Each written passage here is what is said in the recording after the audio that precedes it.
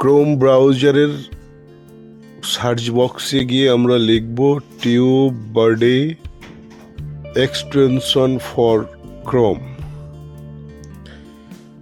এটি লিখে সার্চ দেব। সার্চ দেওয়ার পর আমরা নিচের দিকে টিউববাডি লেখা দেখতে পাবো, এটিতে আমরা ক্লিক করব। ক্লিক করার পর অ্যাড টু ক্রোম এই অপশনটিতে আমরা ক্লিক করব। অ্যাড এক্সটেনশনে আমরা ক্লিক করব। এই যে দেখছেন এটি ডাউনলোড হচ্ছে, একটু অপেক্ষা করা লাগবে। এক্সটেনশনটি আমাদের ডাউনলোড হচ্ছে। Download complete.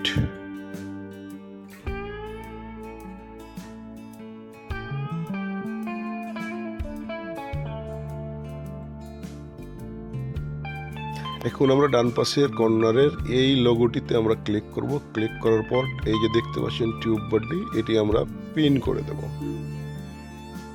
পিন করে দেওয়ার পর এখন আমরা এটিকে ইউটিউবের সাথে যোগ করার জন্য ইউটিউব ওপেন করব।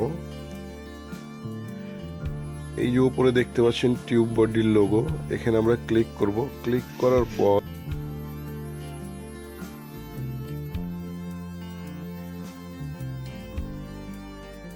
সাইন ইন ইউটিউব এই অপশনটিতে আমরা ক্লিক করব। ক্লিক করার পর আমাদের যে মেল অ্যাড্রেস দিয়ে ইউটিউবটি লগ ইন করা আছে সেটি আমরা ক্লিক করব। তারপর কন্টিনিউ, এখানে আমরা ক্লিক করব।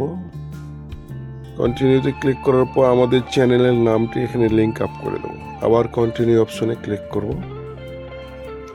অ্যালাও অপশনে ক্লিক করব। এখন আমাদের টিউববাডিটা ইউটিউবের সাথে লিঙ্ক আপ হয়ে গেছে। এখন এটির কাজ কি এটি আমরা একটু দেখে নিতে পারবো। এটি দেখার জন্য আমরা যে কোনো একটি ভিডিও ওপেন করব। আমরা এই ভিডিওটি ওপেন করছি। আমরা এই যে এখানে যে দেখতে পাচ্ছি আমাদের এখানে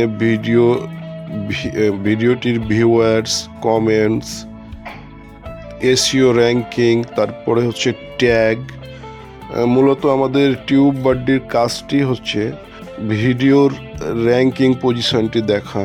এখান থেকে আমরা দেখতে পাবো ভিউয়ার্স, তারপর কমেন্টস, ট্যাগস, এই সব কিছু দেখতে পাবো। আমরা এইভাবেই টিউববাডিটি ক্রোম এক্সটেনশনে খুব সহজেই অ্যাড করে নিতে পারবো। প্রিয় ভিউয়ার্স, আশা রাখি ভিডিওটি আপনাদের উপকারে আসবে। ভিডিওটি দেখার জন্য ধন্যবাদ।